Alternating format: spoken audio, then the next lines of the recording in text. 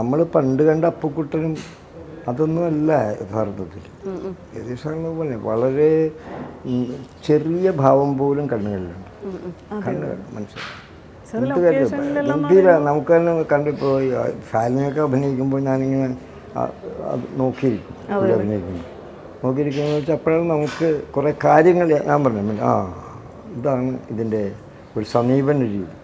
പിന്നെ മാത്രമല്ല കിട്ടുന്ന കഥാപാത്രത്തെ മൂപ്പൻ നന്നായി ശ്രദ്ധിച്ച് സൂക്ഷ്മതയോടെ അഭിനയിക്കുന്നുണ്ട്.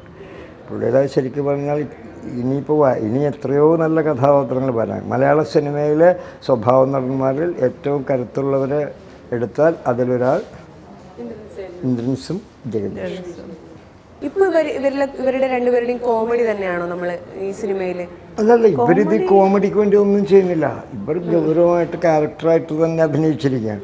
പക്ഷേ അതിൽ തമാശ വരുന്നു. അല്ലാതെ തമാശ മനഃപൂർവ്വമായി സൃഷ്ടിക്കുന്ന ഒരു തമാശയും ഈ സിനിമയിലില്ല.